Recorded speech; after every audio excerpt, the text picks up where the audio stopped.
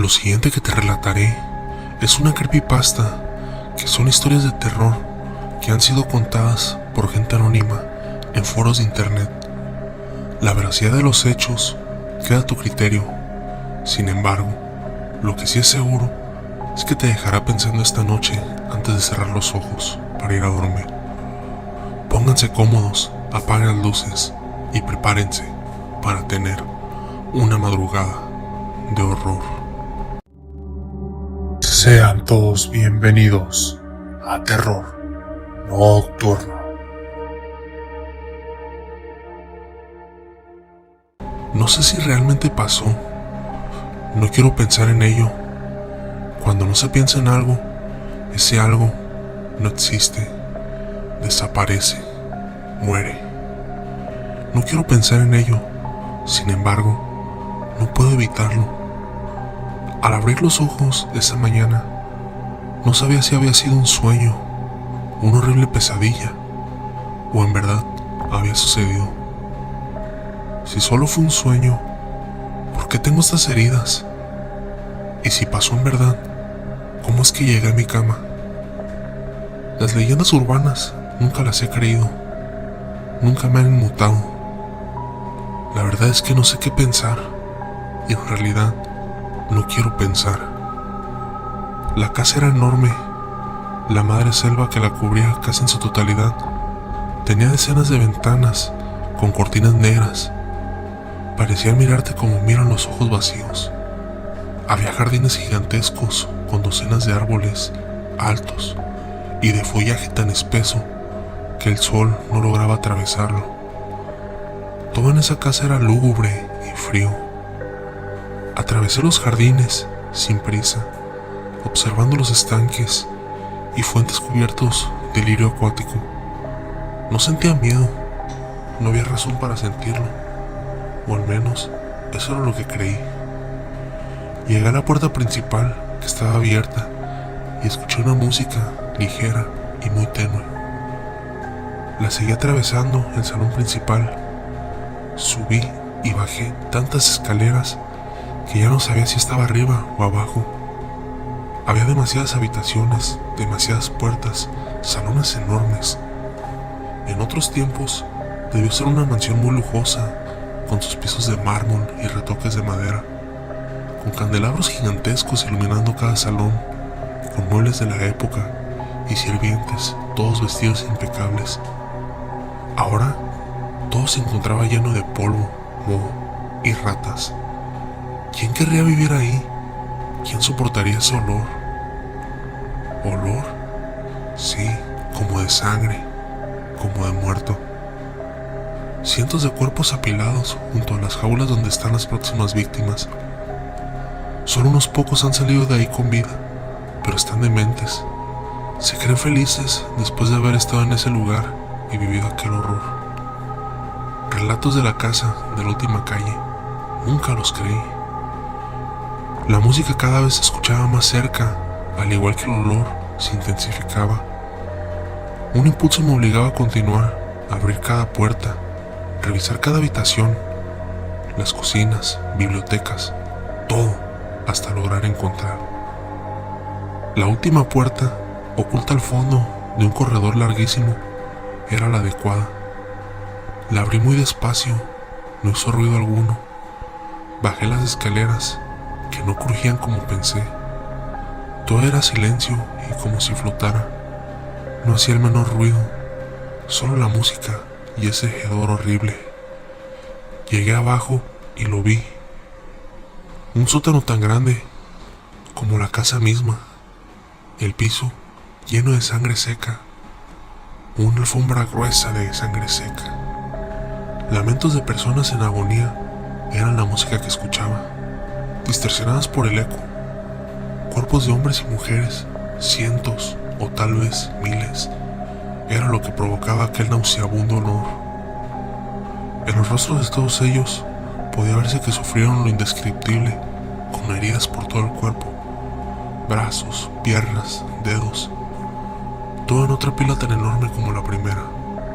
Del lado opuesto había jaulas, incontables jaulas con las personas dentro. Sufrían, pero ninguna de las jaulas tenía cerrojo o candado alguno. Mas sin embargo, no huían. ¿Por qué? Algunos serían a sí mismos, con uñas y dientes o golpeándose contra la reja.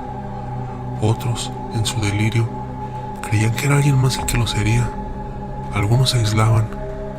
Curiosamente, eran los que tenían las jaulas más grandes, y en contraste, había jaulas muy pequeñas en las que evidentemente estaban quienes se sentían claustrofóbicos. Noté que todos sufrían por decisión propia.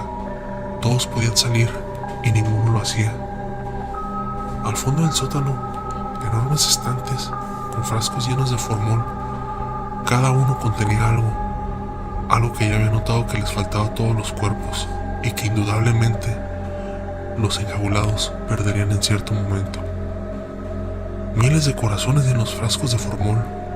Todo aquello era una verdadera carnicería. Miles de frascos, cuerpos, víctimas. Era una verdadera locura. Al centro, todo instrumento utilizado en aquel horror sangriento.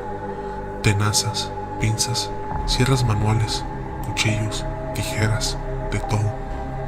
Instrumentos quirúrgicos y rudimentarios, alambres de púas, cables con corriente que aún tenían la piel adherida debido a la descarga. Había también un caldero enorme de cobre donde estaba hirviendo carne en un asqueroso caldo de agua, y a un lado una mesa puesta para un servicio. Un plato para sopa, un plato plano, una copa alta, el juego de cubiertos para carne y postre, todo listo para servir lo que se guisaba en el caldero de cobre. Quise salir de ahí, correr y huir de esa carnicería humana. El olor de la carne putrefacta, de los desechos de los enjaulados, el formol, era totalmente nauseabundo. Sentí vértigo y caí. Me arrastré por el piso, sobre la alfombra de sangre seca. Tenía la vista nublada, no podía incorporarme. Boca abajo, en el piso, y con la fuerza agotada, lo vi. Entre sombras distinguí su figura, borrosa. Se acercó a mí y escuché su risa hueca. Sentí sus manos grotescas levantarme. Supe que era inhumanamente fuerte. Su cuerpo, bofo y amorfo, tenía movimientos torpes. Su respiración calentaba el lugar y su aliento era tan fétido como todos los olores de ahí juntos. Sus ojos completamente rojos, inyectados de sangre, brillaban en ese enmohecido y oscuro sótano. Fueron lo último que distinguí antes de que me arrojara una jaula pequeña. Se rió por segunda vez, burlándose, y se alejó. El ruido me hizo despertar. El olor de todo aquello irritaba mis ojos y garganta. Sentí que me desmayaría de nuevo. Escuché cómo arrastraba un cuerpo, luego el ruido de cuchillos y sierras. De nuevo el ruido, pero ahora eran los instrumentos para cirugía, los quirúrgicos. En ese momento, todo el lugar pareció contener la respiración. Los lamentos cesaron. Las ratas cayeron su agudo chillar. Se oyó un gemido apagado y todo volvió a su horrenda armonía. Volví a desmayarme. Al despertar, lo escuché comer. Supuse que era el guiso que hervía cuando llegué. Luego la carne recién cortada. Tan solo pensarlo me hizo vomitar. Quería morirme o poder escapar, pero no podía. Tenía que seguir escuchando. Recordé que las jaulas no tenían ningún candado, y quizá donde yo estaba tampoco, pero no podía moverme. Simplemente no quería. Lo que hay en la casa es un ser que se te mete en la cabeza y busca entre tus deseos y tus miedos. Toma la forma necesaria para seducirte y que llegues a él, para divertirse con tu dolor o devorarte desde adentro. Una vez que te elige, no puedes hacer nada, serás el próximo. Ya no me parecían cuentos tontos. Sentí de nuevo un mareo y lo escuché caminar hacia mí. Abrí los ojos y estaba en mi cama. El hedor de ese lugar aún se encontraba en mi nariz. ¿Acaso fue solo un sueño? No quiero pensar en eso. Tal vez con el tiempo lo olvide y crea que fue un sueño. Tal vez con el tiempo sea yo quien cuente la historia. No quiero mirar al final de la calle, no quiero ver esa última casa. Las heridas que tengo, no quiero mirarlas. Solo ellas me harán dudar si pasó o no, y si es que soy parte o no de esa leyenda urbana. ¿Qué te ha parecido este relato? Deja tu like para saber que te gustó. Cuéntame si tienes algún creepypasta favorito de horror para que te la traiga aquí y la relate. Te estaré leyendo en los comentarios. Lo que te relataré a continuación son 2 leyendas urbanas de México y una creepypasta publicada en foros de internet. La veracidad de los hechos queda a tu criterio. Sin embargo, sé que te dejará pensando esta noche antes de cerrar los ojos para ir a dormir. Pónganse cómodos, apaguen las luces y prepárense para tener una madrugada de horror. Sean todos bienvenidos a Terror Nocturno.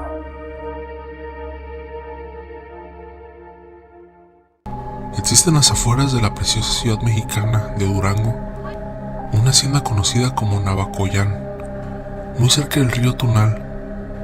Cuentan que hace muchos años el gobernador municipal vio necesario levantar un puente justo por encima, pues en la época de lluvias el cauce del río crecía de un modo tan alarmante que las personas se arriesgaban a cruzar casi siempre y encontraban la muerte.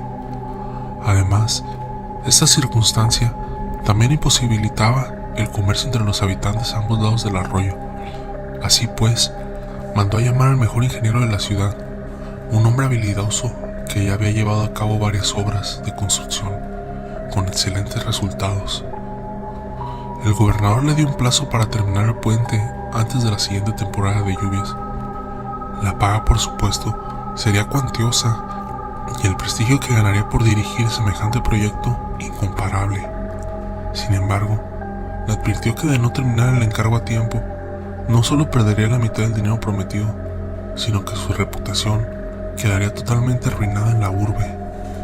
El ingeniero se puso en marcha al instante, contratando a los mejores albañiles y asistentes para que el puente fuera hermoso y seguro, y sobre todo muy resistente.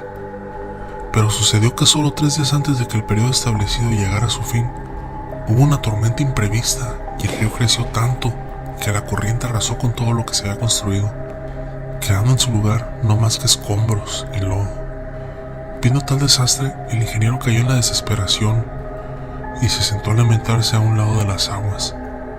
Pasó entonces un hombre de baja estatura, tapado con un sombrero que ocultaba su mirada y únicamente mostraba una sonrisa desconcertante. «¿Cuál es tu pena, amigo mío?», le preguntó al ingeniero. «Estoy perdido. Todos mis esfuerzos al construir el puente no han valido de nada. Perderé mucho dinero y también mi reputación como el mejor en mi profesión». El hombrecillo extraño ensanchó su sonrisa y se presentó a sí mismo como el diablo. «Hagamos un trato», le propuso. «Terminaré el puente por ti. Será el más resistente que se haya visto en estos lugares y el gobernador se quedará mudo del asombro. Pero a cambio de esto, tendrás que entregarme tu alma». Preso de la angustia, el ingeniero aceptó y sellaron el pacto. Al día siguiente, un puente reluciente apareció encima del caudal, dejando impresionados a los habitantes de la hacienda y sus alrededores. No obstante, casi enseguida se aterrorizaron al descubrir el cuerpo inerte del ingeniero en el centro de la construcción. El pobre hombre se encontraba inerte y su alma perdida para siempre.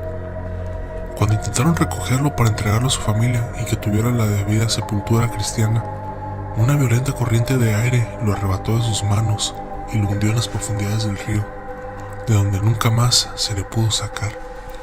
Desde entonces, cada vez que llega la época de lluvias, se dice que un hombre aparece a penar encima del puente. Quienes se acercan a hablarles terminan ahogados bajo el torrente. Si el video te está gustando, te invito a que te suscribas y dejes tu like, eso me ayudaría bastante. Existe en la ciudad mexicana de San Luis Potosí cierto callejón situado en un barrio antiguo del centro histórico, a la que apodan como el Callejón de las Manitas. En este lugar estrecho y oscuro, muchas personas se han llevado más de un susto, y no es para menos, con la historia macabra que se esconde detrás de tan pintoresco lugar. Los hechos se remontan al año 1780, en los albores de la época colonial. Por aquel entonces, llegó a la capital potosina un sacerdote que se instaló en una humilde casa cuya ventana daba justamente al callejón.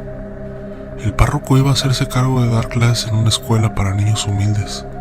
Era una persona muy piadosa y que gustaba mucho de ayudar a los demás.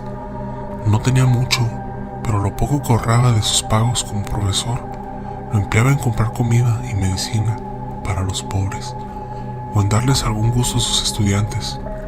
Así pues, pronto se volvió muy querido entre los vecinos y los niños que se educaban con él. Un día, el sacerdote salió de su casa a dar una vuelta. Cuando estaba por oscurecer, regresaba a su hogar, pero en el camino se topó con un asaltante que intentó robarle. Al ver que no traía nada de valor con él, el cobarde ladrón lo apuñaló, y el religioso se terminó desangrando hasta lamentablemente fallecer. Todos sus conocidos sufrieron mucho la pérdida. Las autoridades apresaron al maleante que había asesinado al padre y, obedeciendo a la indignada muchedumbre que se congregó para lincharlo, lo castigaron cortándole las manos. Luego ataron las extremidades mutiladas con una cuerda y la colgaron en la ventana en la casa del sacerdote, al lado del callejón, para que todos pudieran recordar que no había crimen que no consiguiera su merecido. Pero algo raro sucedía en aquel callejón desde ese entonces. A veces, la gente oía cómo tocaban la ventana o la pared. También había quienes juraban haber visto aquellas espantosas manos moverse y haciendo señas. Todos tenían terror de pasar por ahí, así que los gendarmes descolgaron las manos, pensando que ya había sido suficiente demostración. Más grande fue su sorpresa al darse cuenta de que al día siguiente volvieron a estar colgadas en el mismo sitio. Pensaron que algún gracioso les había hecho una jugarreta, aunque lo cierto fue que por más que vigilaron, jamás encontraron a nadie que se metiera al callejón a hacer de las suyas. En cambio, era como si las manos se movieran por voluntad propia para terror de ellos y de los vecinos. Finalmente, hicieron un único sensato que meritaba una situación como aquella: incinerarlas, y con eso pareció solucionarse el bendito problema. A pesar de todo, se dice que hoy en día, si uno pasa por el callejón a altas horas de la noche, podrá apreciar la silueta fantasmal de unas manos tenebrosas que cuelgan por la ventana, y el fantasma de un hombre vestido con sotana que dobla la esquina y se pierde en el interior. Esta leyenda urbana nació a mediados de la década pasada, cuando se contó la historia de un niño de 7 años que cuando iba a dormir apagaba el televisor y lo cubría con una manta. Sus padres estaban muy sorprendidos con esos hechos y decidieron preguntarle: «Hijo, ¿pero por qué cubres la tele por la noche?». Esta cuestión fue seguida de una enigmática respuesta: «Porque ellos quieren entrar». Los padres, por supuesto, pensaron: ¿quiénes serán ellos? Obviamente, los padres creyeron que se trataba de un juego de niños, como un amigo imaginario o algo parecido, por lo que no le dieron mucha importancia y sus vidas seguían normalmente. Una noche tenían que dejarlo solo, ya que tenían que ir a una fiesta, por lo que decidieron contratar a una niñera para que lo cuidara hasta que ellos regresaran. Los padres volvieron de la fiesta a las 2 de la madrugada aproximadamente, y apenas entraron, vieron a la niñera llorando con desesperación. Al preguntarle alarmados qué es lo que había sucedido, la joven respondió que se lo habían llevado. Corriendo con desesperación al cuarto de su hijo, vieron con horror un rastro de sangre que iba desde la cama al televisor, que estaba encendido con una señal de interferencia. Sin duda alguna, las leyendas urbanas son parte esencial de nuestra cultura en México. Te invito a que pongas un emoji de fantasma para saber si llegas hasta aquí y que te gustó el video. Esto fue Terror Nocturno y les deseo a todos una madrugada de horror. Mil gracias por estar. Lo que te relataré a continuación son 2 leyendas urbanas publicadas en foros de internet que se suscitaron en fechas en específico. La veracidad de los hechos queda a tu criterio. Sin embargo, sé que te dejará pensando esta noche antes de cerrar los ojos para ir a dormir. Pónganse cómodos, apaguen las luces y prepárense para tener una madrugada de horror. Sean todos bienvenidos a Terror Nocturno.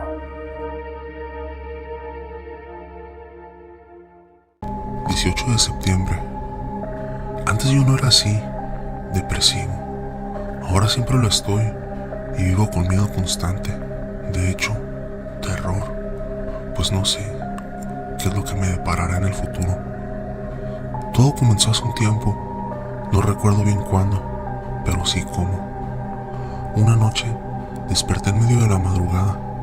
Me encontré impregnado de sudor. Por alguna razón estaba en alerta, con miedo, mirando hacia todas direcciones. Pero después me di cuenta de lo que verdaderamente empezó con el terror. No me podía mover. Por más que intentaba, no podía producir el más mínimo movimiento. Y entonces escuché una voz leve, un susurro muy suave. Dirigí mi vista hacia donde provenía aquel sonido. Venía de la puerta de mi habitación. Ahí yacía la figura de una mujer con un vestido largo, quien estaba de espaldas, por lo que no podía verla bien. En ese momento desperté totalmente aterrorizado. Sentía que el corazón me saltaba, pues aquella mujer me daba un intenso pavor. No sé por qué. Aquella anécdota hubiera quedado atrás de no ser por qué. Aproximadamente un año después me volvió a suceder.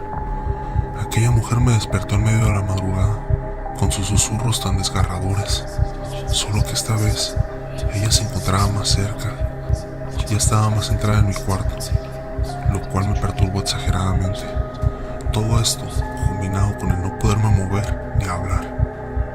A este punto yo ya me volví un poco nervioso, pero afortunadamente olvidé esto nuevamente al pasar meses y meses. Qué mal que no duró por mucho. 2 años después de que viví la primera anécdota, volví a despertar, inmóvil, en medio de la madrugada. Desde el principio me llené de impotencia y terror, pues ya sabía lo que vendría. La mujer volvió a aparecer, solo que esta vez estaba más cerca de lo que la vez anterior. Ella siempre estaba de espaldas. Sus susurros esta vez eran más claros, pero aún así no lograba entender muy bien. Lo único que podía sacar de aquellos susurros era el próximo año, cada vez. Eso es lo único que recordaba. Afortunadamente yo siempre despertaba al poco tiempo. Aún así ya me estaba preocupando.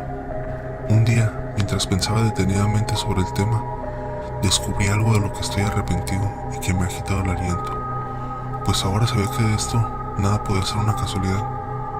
Resulta que al recordar la frase el próximo año, me di cuenta de que cada año, desde la primera vez, sucedería esto. Y haciendo más o menos cuentas con las fechas, me di cuenta que esto siempre pasaba a los 18 de septiembre. Un año después, un 18 de septiembre, me preparé para ver si esta fecha tenía algo que ver con temor, y me acosté. Al despertar en la madrugada, no me pude sentir más aterrado. Ya lo sabía, mis sospechas eran reales. La mujer se encontraba a 2 pasos de mi cama, y maldita sea, tenía tanto terror que sentí como lágrimas salían de mis ojos y se deslizaban por mis mejillas. Lo que me llevó a desesperarme eran sus susurros, que ahora eran totalmente entendibles, y decían: el próximo año vendré por ti, cada vez estaré más cerca, y la última noche te llevaré conmigo. Al oír esas horribles palabras, solo tenía ganas de arrancarme los oídos. La maldita mujer repetía una y otra vez aquel horroroso poema que me llenaba de intenso pavor y tristeza, para finalmente despertar y poderme mover. Desde este punto, yo comencé a volverme paranoico. Cambié. A decir verdad, lo hice desde la primera vez que sucedió, pero ahora más que nunca me sentía solo y desesperado. Recuerdo cómo esperaba angustiado el 18 de septiembre del próximo año, hasta que el día se llegó. Desperté de nuevo, como era de esperar, y aquella mujer estaba aún más cerca. Ahora se encontraba a tan solo un paso de mi cama, y comenzó a recitar aquellas desgarradoras palabras, susurrándolas suavemente. Esta noche, más que cualquier otra, sentí el indescriptible terror, tanto que sentí como casi me daba un infarto, pues esta vez aquella mujer, y esto no lo pude creer, comenzó a girarse hacia mí. Yo no le podía quitar la mirada de encima, no podía cerrar los ojos, estaba completamente perdido. Lo último que recuerdo es haber despertado gritando desesperadamente mientras mis padres llegaban a mi cuarto. No sé hasta qué punto va a llegar esto, pero con lágrimas en los ojos escribo esta carta. Esta es mi historia, pues no quiero ser olvidado cuando muera. Sé que el próximo año ya no estaré más. Sé que me voy a ir. Estoy temblando, no sé qué hacer. Solo me queda esperar para ver qué sucederá la próxima vez que aquella mujer aparezca. No sé cuál será mi futuro. 31 de agosto. Todo comenzó en aquella época del virreinato español en la ciudad de Lima. Nació una niña llamada Isabel Flores de Oliva. Sus padres fueron Gaspar Flores y María de Oliva. Tuvo 8 hermanos, de los cuales 3 murieron al nacer del vientre de su misma madre. Desde niña era muy devota a la religión e incluso logró bautizar al resto de sus hermanos, ya al mudarse a la ciudad de Quibes por el arzobispo Toribio de Mogrovejo. En su juventud, ella regresó a Lima debido a problemas económicos de la familia. Trabajaba el día entero en el huerto y bordaba para diferentes familias de la ciudad, y así poder ayudar al sostenimiento de su hogar. Bajo esas condiciones precarias, también veía a su alrededor otra pobreza más humillante, la de los indios. En aquel tiempo existía la enfermedad de la tuberculosis, muy desconocida en su época. Todos la querían por ser una persona muy humilde y muy generosa, al punto de cuidar a los enfermos. Cuando fue admirada por su belleza, Rosa cortó su cabello y se echó pimienta a la cara, molesta por haber atraído pretendientes. A pesar de la oposición de amigos y familiares, esta los rechazó. Pasaba varias horas al día observando el sagrado sacramento, al cual recibía a diario, una práctica extremadamente rara en aquella época. También se la pasaba horas y horas orando en aquel pequeño nicho que se había construido cerca de su casa. Pero la razón por la cual pasaba horas y horas era porque se flagelaba ella misma. Se decía que era como una especie de penitencia, pero a las finales era una tentación aún mayor. Cada noche Santa Rosa oraba y oraba, pero cuando eso ocurría, un hombre apuesto, vestido de negro, con un rostro indescriptible y un carruaje bien elegante y caballos negros, los cuales soltaban fuego por su boca, venían a visitarla con la propuesta de ser su esposa y vivir juntos en el mismo inframundo. Aquel apuesto hombre estaba enamorado de su belleza. Rosa, por cada flagelazo que se daba y por cada día que ayunaba, comenzó a demacrarse poco a poco. Aún así, su virtud y su fuerza de voluntad eran tan grandes que no dejaba de hacer sanidad a los pobres enfermos. El 24 de agosto la encontraron muerta a los 31 años. Murió tan joven que se dice que, al ver su cuerpo, se tornó muy escuálido debido a aquella enfermedad que había portado en sí misma. Se dice que en aquella noche aquel hombre apuesto de apariencia irreconocible y misteriosa volvió a visitarla antes de que se purificara su cuerpo.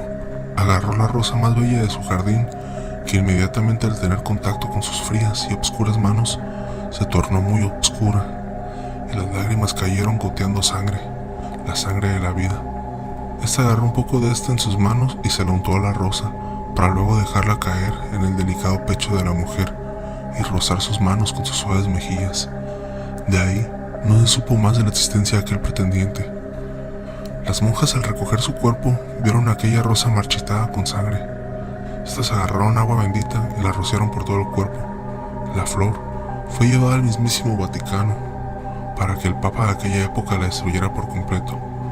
Fue beatificada el 31 de agosto como Santa Rosa de Lima, pero nunca se supo si aquella rosa tan oscura logró ser destruida por completo.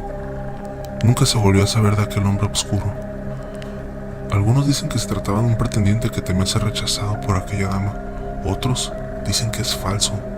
Y muy pocos dicen que se trataba del mismísimo diablo, y que lo que conllevaba la rosa era una maldición para que aquella alma no descansara en paz, por venganza a su rechazo constante ante la tentación. Sin duda alguna, las leyendas urbanas son parte esencial de nuestra cultura. Te invito a que pongas un emoji de calavera para saber si llegaste hasta aquí y que te gustó el video. Esto fue Terror Nocturno y les deseo a todos una madrugada de horror. Mil gracias por acompañarme una noche más. Esta noche les relataré una creepypasta aterradora que tiene lugar en un metro subterráneo. La gran mayoría de ustedes han usado alguno, así que estoy seguro que se imaginarán vívidamente lo que les contaré a continuación. Pónganse cómodos, apaguen las luces y prepárense para tener una madrugada de horror. Sean todos bienvenidos a Terror Nocturno.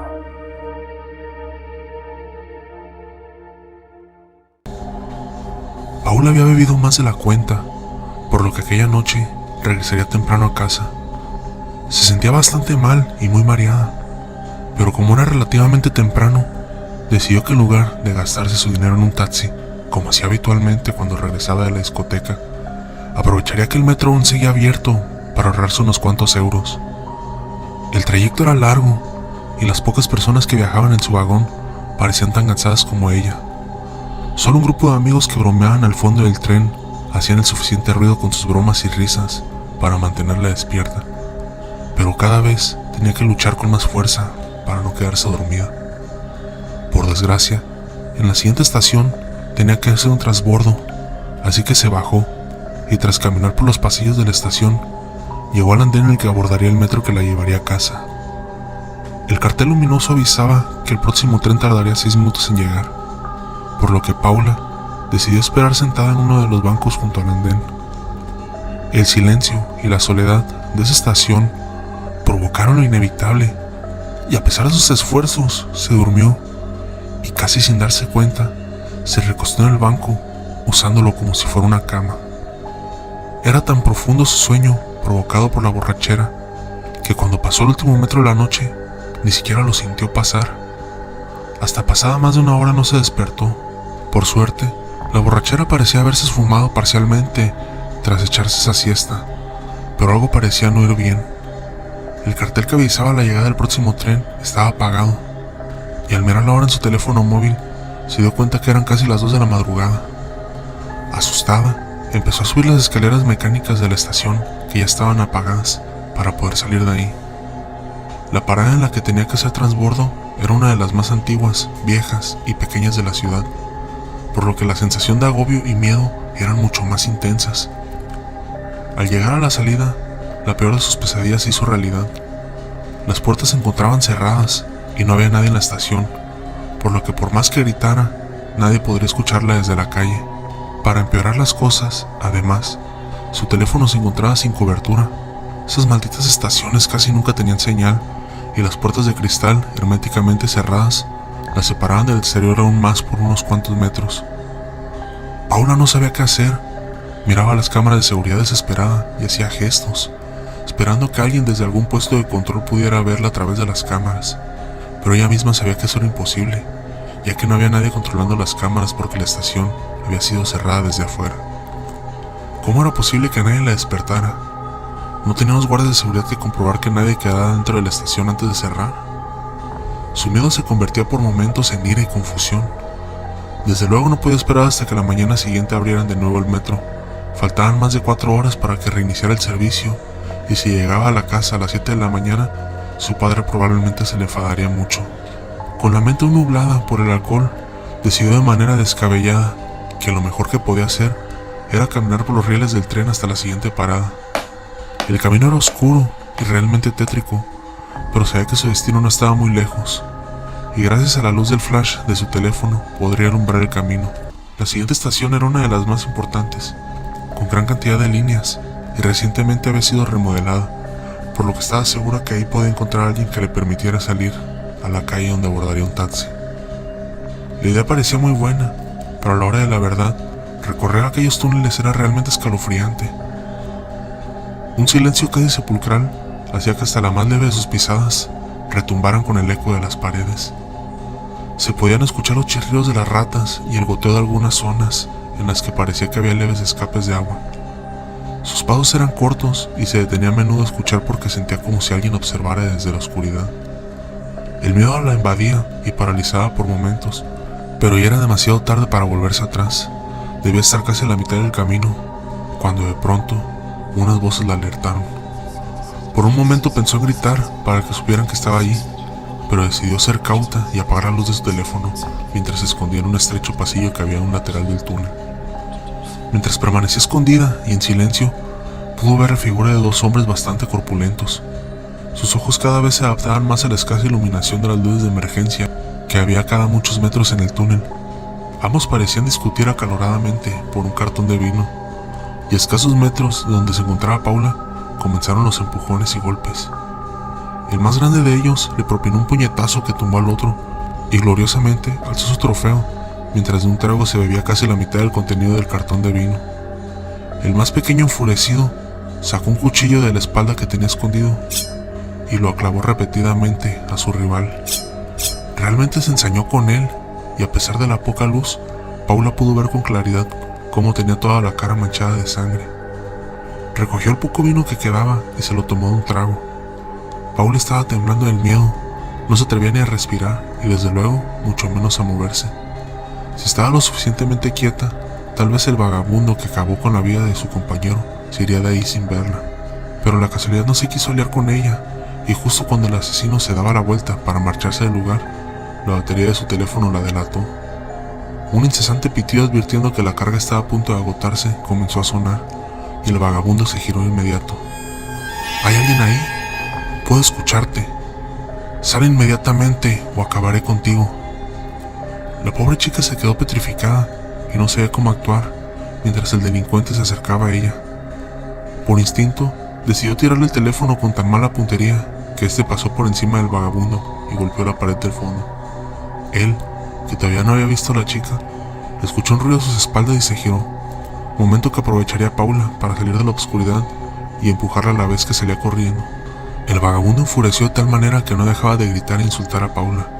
Se levantó y comenzó a seguirla por los túneles. Ella no era una buena deportista, pero el miedo se apoderó de sus piernas y le dio fuerza para seguir corriendo, dejando atrás los zapatos de medio tacón que llevaba aquella noche. Sus pies se ensangrentaron mientras corría sobre la gravilla y guijarros del suelo del túnel. Sin embargo, el miedo era más fuerte que el dolor y no se detuvo a pesar de que en varias ocasiones estuvo a punto de caerse al tropezar por culpa de la casi total obscuridad de su ruta de huida. Al llegar a la estación, Paula ya había logrado sacar unos cuantos metros de ventaja a su perseguidor y subió al andén para adentrarse en los pasillos que llevaban a la salida del metro. A sus piernas empezaban a fallar las fuerzas, pero no se podía parar a descansar, así que casi extenuada totalmente, subió el último tramo de escaleras. Lo que vio ahí le heló la sangre.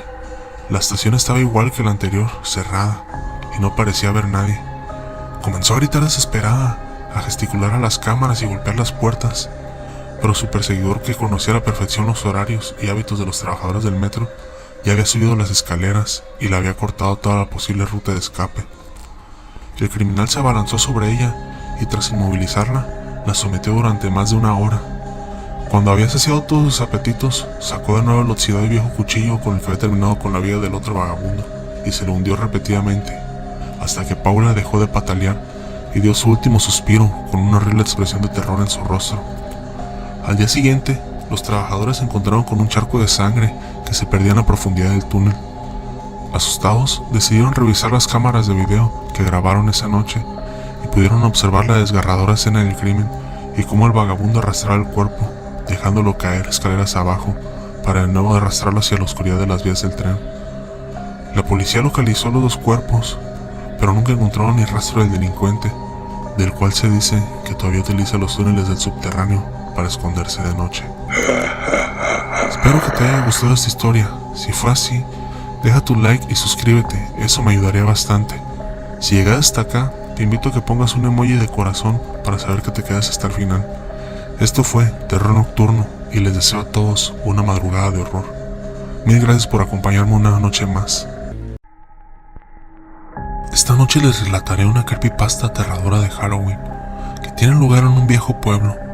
La gran mayoría de ustedes han salido a pedir dulces en su infancia o acompañado a familiares como sobrinos o hermanos menores, así que estoy seguro que se imaginarán vívidamente lo que les relataré a continuación.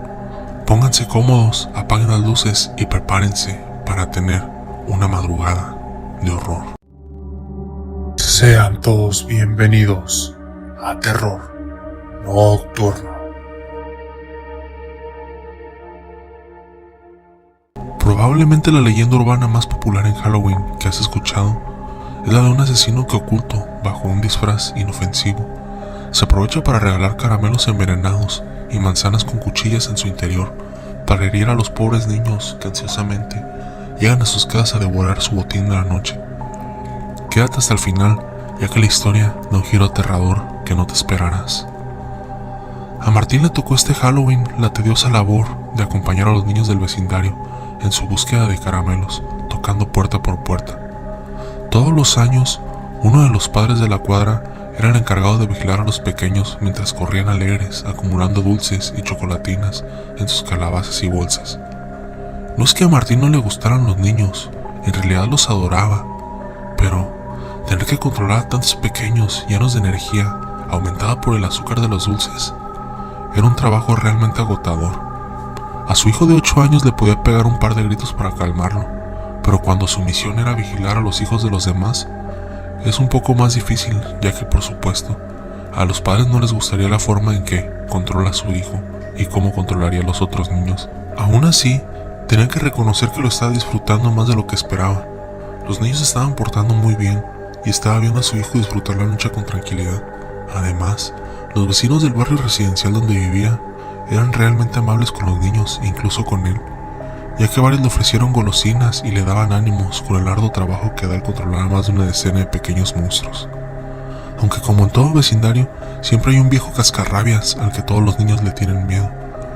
Don Clemente era el prototipo de viejo viudo y amargado que aparece en las películas.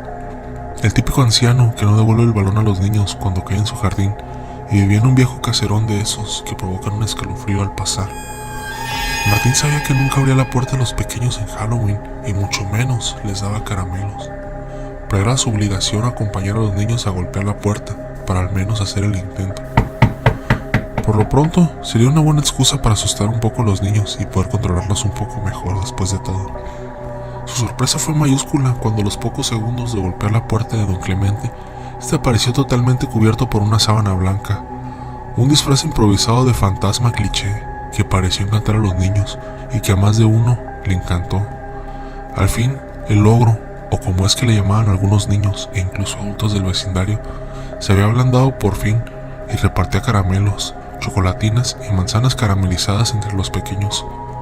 Nunca articuló ni una sola palabra de su boca, pero sin duda alguna este era un avance completamente en su actitud. Martín agradeció el gesto y se despidió de Don Clemente con un apretón de manos. Le llamó la atención que usara guantes dentro de casa, pero la verdad es que el viejo era tan excéntrico que no le dio mayor importancia. Al menos no hasta pasados 10 minutos. El hijo de Martín súbitamente comenzó a vomitar. Parecía que se estuviera ahogando y aunque seguía respirando, lo hacía de forma muy débil y superficial. Segundos después, comenzó a convulsionar en el suelo y sus labios tomaron un color azulado. El tiempo que tardó en llegar la ambulancia se le hizo eterno. Al llegar los paramédicos al lugar, el niño ya se encontraba en coma. Le intubaron para ayudarle a respirar y salieron a toda velocidad hacia el hospital más cercano, mientras la sirena de la ambulancia sacudía con su estruendo y luces estridentes el pacífico y tranquilo barrio. A pesar de todo el esfuerzo del equipo médico, el hijo de Martín perdió la vida en menos de media hora. El médico de guardia nunca había visto un caso como el de esa noche, pero así había leído mientras cursaba medicina un caso bastante similar. Un envenenamiento por cianuro. Rápidamente revisó una mochila que aún llevaba el cuerpo del niño y encontró la bolsa de caramelos que había recolectado ese Halloween. Un inconfundible olor a almendras amargas, olor que normalmente tiene el cianuro, se desprendía de una de las chocolatinas. Al abrirla, encontró en el interior un polvo blanco que claramente alguien había introducido dentro del chocolate. Siguió abriendo más chocolatinas y encontró en algunos más polvo y algo más inquietante. Al partir una de las manzanas caramelizadas, encontró en su interior cuchillas de afeitar y agujas. Sin duda alguna, alguien había decidido envenenar a todos los niños del barrio, o al menos provocarles daños graves con agujas y cuchillas escondidas dentro de la comida. El médico salió corriendo al pasillo y, sujetando fuertemente por los hombros a Martín, le empezó a preguntar si había más niños con su hijo pidiendo dulces. «Debemos avisar al resto de los padres que no dejen comer nada a los niños. No podemos permitir que ningún niño más muera». El médico, en su afán por salvar vidas, no había recordado avisar al padre de la muerte de su hijo. La cara de preocupación de Martín cambió inmediatamente a una de total desolación. ¿Ningún niño más? ¿Qué le ha pasado a mi hijo? ¿Dónde está? Martín apartó al doctor y entró a empujones en la sala donde había atendido a su hijo. Destrozado por el dolor de la pérdida, se sentó en el suelo mientras abrazaba el cuerpecito sin vida de su hijo. Las lágrimas pronto se convirtieron en un rostro de rabia, mientras el doctor explicaba qué había pasado. Mientras el doctor explicaba que había encontrado restos de cianuro en las golosinas que alguien había regalado a los niños, e incluso dentro de una manzana había agujas y cuchillas de afeitar. Martín recordó cuál fue la única casa donde habían regalado manzanas caramelizadas, y entonces empezó a atar todos los cabos. La amabilidad sin precedentes de don Clemente. ¿Por qué llevaba guantes dentro de casa? Y que su hijo, minutos después de la visita, comenzara a sentirse mal. Sin mediar palabras, salió corriendo del hospital, al que justo en ese momento llegaba otro niño con los mismos síntomas de su hijo. Martín, reconociendo a su vecina, le dijo que le avisara por teléfono al resto de las madres que no dejaran comer nada a los niños. No dijo nada más, ya que subió un taxi y salió rumbo a la casa de don Clemente. Martín no era un hombre muy corpulento, pero cualquier persona que se le hubiera cruzado en el camino se hubiera dado un paso atrás, ya que al ver su rostro desencajado por la furia era muy atemorizante. Llegó a casa de don Clemente y de una gran patada reventó la puerta de entrada de don Clemente y entró a su casa con la intención de terminar con el asesino de su hijo con sus propias manos. Pero al llegar a la habitación del viejo se dio cuenta de que alguien ya se le había adelantado. Don Clemente se encontraba tirado en el suelo con la cabeza destrozada y restos de sangre seca manchaban la alfombra sobre la que estaba tendido su cuerpo. Pocos minutos después llegó la policía y encontró a Martín sollozando y sentado en la cocina de don Clemente, mientras sostenía una carta en la que el verdadero asesino había escrito con sangre: "Feliz Halloween". Un forense determinó que el viejo llevaba muerto varias horas y no pudo ser quien entregó los dulces envenenados. Alguien amparado por un disfraz improvisado de fantasma había suplantado a aquel viejo anciano y envenenado a los pequeños niños.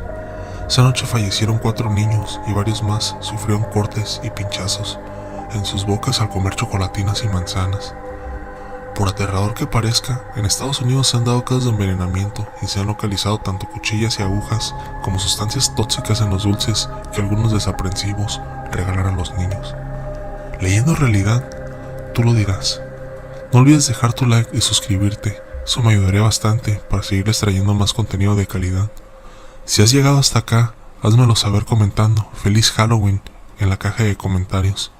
Esto fue Terror Nocturno y les deseo una madrugada de horror. Mil gracias por acompañarme una noche más. Doña Lolita estaba cansada de las actitudes de sus nietos, Diego y Alejandro. Ambos quedaron a su cargo cuando sus padres fallecieron en aquel fatal accidente. Desde un principio, los niños que apenas tenían 11 y 12 años mostraron conductas rebeldes que no se pudieron cambiar con el paso del tiempo. Aunque la abuela siempre quiso imponer sus normas y reglas como a sus hijos, esta vez no le funcionó con quienes eran sus nietos. La señora nunca fue una persona afectiva con absolutamente nadie. Para ella, dar cariño estaba fuera de sus cabales. Así había criado al padre de sus pequeños y por ende quiso darle la misma instrucción a sus nietos. Al paso del tiempo, los chiquillos comenzaron a crecer y la abuela ya no lograba controlar sus conductas de carácter impulsivo. Alejandro terminaba peleando siempre con ella, mientras que Diego salía de casa llegando a las altas horas de la madrugada. La situación llevó a doña Lolita a correrlos de su casa, pero en pocos meses recibieron una generosa suma de dinero del seguro de sus padres. Al cumplir 18 años, se tiraron al vicio. Entre sustancias ilegales y el alcohol, disfrutaban casi todos los días de malgastar el dinero que les habían dejado sus padres. En un par de años siguientes ya se habían acabado la herencia que habían recibido, perdiendo su propia casa, quedándose en la calle. Sin saber qué hacer, acudieron a visitar a su abuela con la promesa de portarse bien. Ella les dejó quedarse nuevamente en su casa, aunque los chicos sabían perfectamente que no iban a poder cumplir lo que prometieron, pero pensaban que podían engañar fácilmente a doña Lolita con la hipocresía de su cambio. ¿Están seguros de que van a cambiar?, preguntó la abuela, formando una extraña mueca en su rostro. Claro que sí, contestaron los dos al mismo tiempo. Nos vamos a portar bien, abuela, lo prometemos. Al ver nuevamente a sus nietos, doña Lolita sonrió de satisfacción. Ella estaba segura de que los muchachos estaban en su casa por un objetivo y de ninguna manera iba a creer en ese cambio. Cuando ella se dio cuenta que ambos jóvenes estaban en la calle, supuso que iría tras su herencia, porque sabían que no había ningún otro familiar y por ley les correspondería quedarse con todos sus bienes. La anciana nunca mostró el dinero que tenía guardado en varios cofres de madera, pues acostumbraba a cambiar billetes por monedas de oro y en pocos años tenía una fortuna escondida en su casa. Llena de salud, se mostraba todos los días la abuela de los chicos. Parecía que aún tenía muchos años por delante. Eso no le causaba mucha gracia a los jóvenes, porque conforme pasaba el tiempo, se veían más ansiosos por quedarse con el dinero de la anciana. En el fondo, ellos sabían que su abuela era muy rica. Un día Alejandro se había quedado dormido hasta el mediodía. Lolita, por su parte, estaba acomodando unas viejas cosas en el desván y comenzó a guardar las monedas que había traído del banco. El chico asomó su cabeza por la puerta que estaba entreabierta y quedó pasmado de la impresión al ver que su abuela sacaba una maleta con muchas monedas de oro en su interior. Miró cómo Lolita guardaba muchas monedas en un cofre de madera. Luego, mediante un candado, aseguraba su tesoro que había ocultado. De repente Alejandro no logró controlar su impresión e hizo un pequeño ruido con uno de sus gestos, situación que atrajo la atención de la abuela para averiguar que estaba siendo espiada por la puerta. ¿Quién anda ahí? Alejandro, ¿eres tú?, gritó la señora, formando en su rostro una mueca de desprecio. El viento sopló tan fuerte que hizo rechinar una ventana vieja justo en la parte de la cocina. Alejandro corrió a su habitación para llamarle por teléfono a su hermano e informarle lo que había descubierto. En la llamada sonó el timbre del móvil de Diego, pero este no contestó por estar coqueteando con una mujer. Enojado, Alejandro salió de la casa para buscar a su hermano, mientras que Lolita estaba observando desde lo alto de las escaleras que salía furioso de la casa aquel joven. Con una sonrisa en su rostro, regresó a su habitación y continuó acomodando cosas viejas en el desván. Ya había llenado 2 cofres completos de monedas de oro. En el fondo, quería asegurarse que sus nietos no tocaran ni un centavo de su dinero, pues eran unos mantenidos sin oficios ni beneficio para la sociedad. Yo no voy a mantener a esos inútiles, decía mientras resguardaba el dinero que había en los cofres. Ella había heredado de sus padres varias hectáreas de tierra que hizo progresar misteriosamente. Le fue muy bien en las cosechas, por lo que llegó el momento en que ya no necesitó trabajar. La gente se preguntaba cómo lo había hecho para crear tan generosa fortuna, la cual nadie había podido lograr aunque se mataran trabajando. El secreto, solo Lolita lo sabía. Alejandro encontró a Diego en un bar. Estaban con varias mujeres gastándose los últimos pesos que tenían guardados. Al ver a su hermano en un estado lamentable, lo llevó a un hotel para bajarle la borrachera que traía por dentro. De ninguna manera iban a regresar a casa de la abuela, pues corrían el riesgo de que no los dejara quedarse en la casa, y eso ahora no les convenía. ¿Acaso eres un estúpido?, preguntó Alejandro enfadado. ¿Qué traes?, decía Diego, cayéndose de borracho. Alejandro esperó un par de horas para que su hermano se lograra estabilizar. Tenía una profunda ansiedad que le consumía por dentro, pero quiso esperar a hablar con su hermano de sus nuevos intereses para su futuro. «Seremos muy ricos», dijo Alejandro mientras Diego iba despertando. «¿Qué estás diciendo? No entiendo nada. Explícame». «¿En serio que eres tonto? En poco tiempo seremos muy ricos. La abuela tiene mucho dinero. Solo hay que esperar a que se muera», decía Alejandro, con la avaricia en los ojos. «¿Estás loco? ¿Quieres que se muera la abuela? Ella se ve con mucha salud. Yo creo que para eso falta bastante». «Bueno, podemos ayudarle al tiempo», dijo Alejandro, con una expresión macabra en el rostro. Los dos hermanos se quedaron conversando por mucho tiempo. En sus ojos se veía el hambre y la avaricia que los consumía por dentro. A Diego no le agradaba mucho la idea, e incluso dijo que no iba a hacer algo tan atroz como asesinar a la abuela. Él no se iba a convertir en un delincuente. «No, yo no me atrevo. No soy un asesino. Solo vamos a dormirla. Después ella no despertará. Velo como si adelantáramos su descanso. Piénsalo. Es lo mejor para la abuela. Después le vendrán enfermedades y sufrirá mucho estando vieja e inválida». Después de unas horas, Alejandro había convencido a su hermano Diego de terminar con la vida de su abuela. Pretendían darle veneno en la merienda para que ya nunca despertara. Ambos jóvenes planearon muy bien el deceso de la anciana, pues de ello dependía quedarse con la fortuna que los haría muy, pero muy ricos. Doña Lolita, por su parte, ya sabía de las intenciones de sus dos nietos. En vez de darle tristeza, sonrió con una extraña expresión en su rostro. No se sabía qué pretendía la anciana, pero decidió visitar a Gertrudis, su vieja amiga, que era la bruja de la montaña. Aquella mujer le había hecho trabajos desde hace tiempo, y el principal fue para tener fortuna y riqueza, pero era tan tacaña que no quiso gastarse ni un peso. Todo lo guardó en bancos y posteriormente en sus cofres con enormes candados. Al saber que sus nietos tenían malas intenciones con su fortuna, decidió visitar a su amiga. Ella no iba a dejar que los jóvenes malgastaran lo que tanto trabajo le había costado, así que sin pensarlo dos veces, le pidió a Gertrudis que nunca nadie pudiera tocar su fortuna después de su muerte. La bruja concedió el deseo a Lolita, invocó una de las fuerzas oscuras más poderosas para proteger la fortuna de la anciana. Entonces, aunque ella ya no estuviera, nadie iba a poder hacer uso de ese dinero. Una vez realizado el trabajo, Lolita regresó a su casa satisfecha por el deseo concedido. Se puso a preparar la merienda, pero inesperadamente llegaron sus nietos con comida comprada en uno de los mejores restaurantes de la ciudad.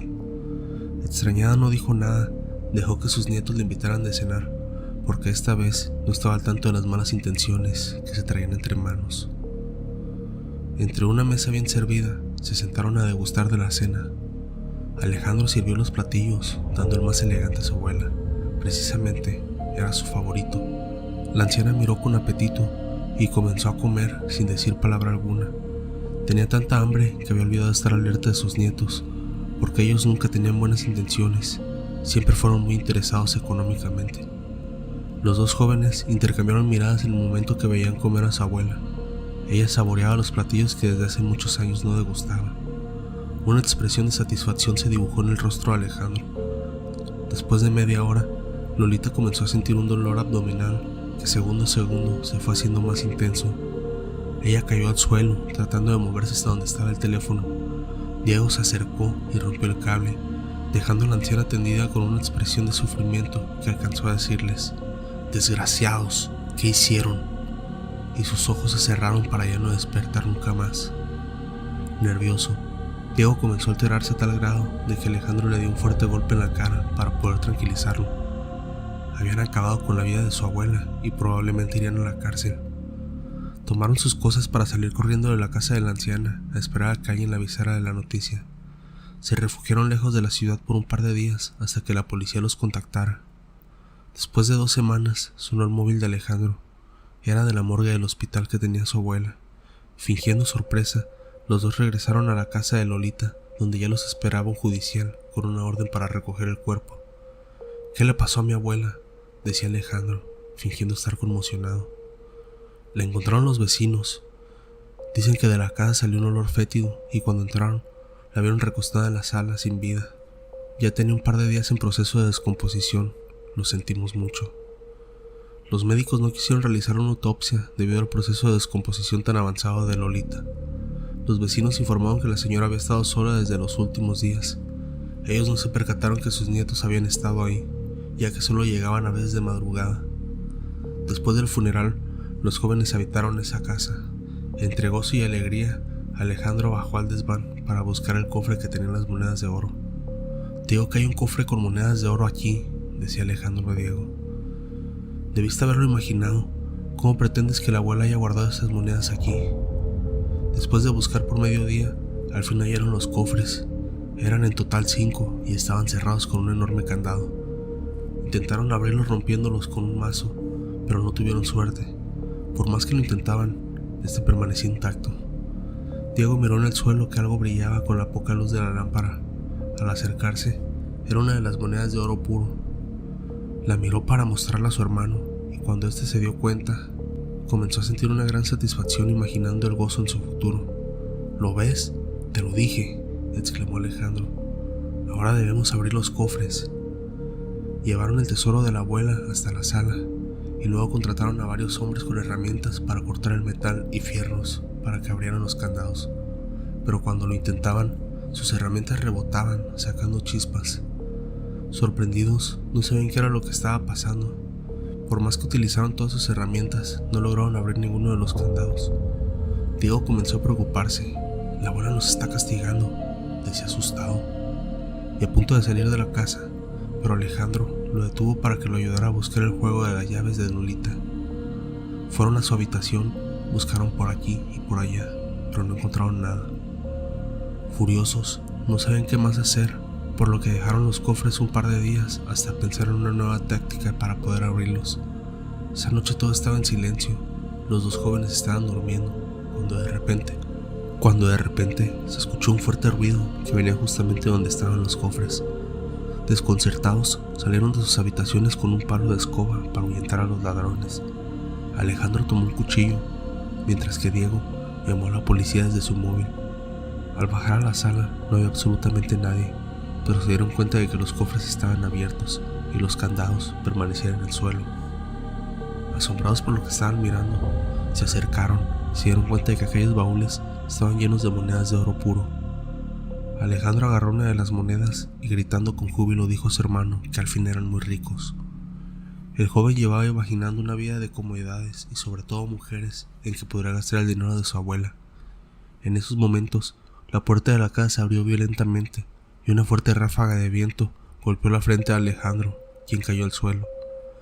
Diego permaneció inmóvil sin poder decir una sola palabra, en el momento que una espesa nube de humo color negro empezó a salir de las monedas de oro, hasta juntarse en el espacio. En segundos se formó un ser en forma humanoide, tenía ojos brillantes y una cabeza redonda. Miró a los jóvenes y caminó lentamente con sus ojos resplandecientes. Alejandro gritó: ¿Quién eres? ¿Qué deseas? Pero la forma humanoide solo le resplandecían los ojos a modo de respuesta. Los chicos asustados intentaron salir de su casa, pero ya era demasiado tarde. Aquella presencia los dejó inmóviles, sin poder moverse para después elevarlos hacia el techo. Alejandro gritaba de terror y Diego solo cerraba fuertemente los ojos. En esos momentos, una voz escuchó que venía de las espaldas de aquel demonio. Cuando Diego abrió los ojos, se dio cuenta de que era su misma abuela, quien se ocultaba detrás del monstruo. Tenía el cabello largo hasta la rodilla y en su rostro expresaba una mueca de desprecio. Se acercó hacia la criatura y con un susurro le dijo: «Acábalos». La anciana miraba cómo sus dos nietos estaban siendo masacrados por aquella entidad oscura. Pedían piedad y suplicaban, pero ella solo disfrutaba del sufrimiento de los dos jóvenes que tenían el corazón lleno de avaricia. A la mañana siguiente, estaban los cuerpos tendidos en el suelo. Nadie se dio cuenta hasta después de una semana. Cuando un abogado llegó con los papeles de los bienes de la anciana, descubrieron los cuerpos de los jóvenes que yacían tendidos en cada sofá sin ningún signo de violencia. Estaban intactos. Al parecer, habían ingerido sustancias nocivas. Eso es lo que decían las autoridades. Con la autopsia, se reveló que la causa de la muerte fue congestión alcohólica. Los policías miraron los cofres de dinero, intentaron cargarlos, pero no lograron hacerlo. Entonces lo dejaron ahí en la sala de la casa hasta que alguien los reclamara. Pasaron varios años. El gobierno intentó hacerse cargo de los bienes de la anciana, pero nunca lograron pasarlos a su propiedad. Intentaron vender los terrenos y la casa, pero no daban buenos resultados, pues los compradores siempre terminaban en fatales accidentes. Quienes intentaron abrir los cofres morían de manera extraña de infartos o simplemente dejaban de respirar por las noches. Los vecinos comenzaron el rumor de que la herencia de Lolita estaba maldita y cualquiera que quisiera apoderarse de ella iba a terminar de manera trágica. Pasaron los años, 20 aproximadamente, y la casa quedó abandonada. Los cofres desaparecieron de la sala. La inmobiliaria que estaba a cargo de la propiedad al fin logró venderle a una nueva familia. Estaba constituida por el señor y la señora Núñez y sus hijos Matías y Fernando. Al instalarse, comenzaron a sentir las sensaciones extrañas de la casa, pero como sabían muy bien de los rumores de esta, no le dieron importancia y continuaron habitándola. La señora Amalia, la esposa, decidió renovar el interior de la casa, pero cuando estaba a punto de comenzar, algo ocurría y no lograba iniciar con la remodelación. Los trabajadores renunciaban o simplemente ya no se aparecían para realizar el trabajo. Pasaron los días y una sombra se hacía presente. Era una mujer con el cabello largo que desaparecía en la puerta del desván. El señor Jorge, el esposo, fue el primero que vio esa presencia y para no asustar a su familia, contactó a un vecino que le dijera la historia de la casa. El vecino les dijo que debían dejar la propiedad, porque la dueña jamás iba a dejar que tuvieran posesión de ella. También le contó sobre la fortuna de la anciana guardada en los cofres, y fue en ese momento que la avaricia de don Jorge se hizo presente. Motivado por la sed que proporcionaba el dinero, buscó por todos los rincones de la casa hasta encontrar los cofres. Estaban escondidos en el desván. Miró que estaban cerrados con grandes candados. Entonces buscó el juego de llaves que les habían proporcionado. Al intentar mover los baúles, se dio cuenta de que estaban demasiado pesados y por mucho esfuerzo que hizo, no logró mover ni uno solo. Así que decidió abrir los cofres ahí mismo, con las llaves que tenía. Se encontraban los que abrían los candados misteriosamente. Un extraño aire entró por la puerta, cerrándola de golpe. Luego el polvo del interior se levantó, haciendo toser a don Jorge. En el momento que éste se disipó, miró que frente a sus ojos estaba la figura de una anciana con el cabello largo. Tenía las manos y el rostro descamados. Levantó su mano para pedir el juego de llaves y luego desapareció con los cofres del dinero. Don Jorge quedó impactado de la impresión. Salió corriendo del lugar hasta la sala.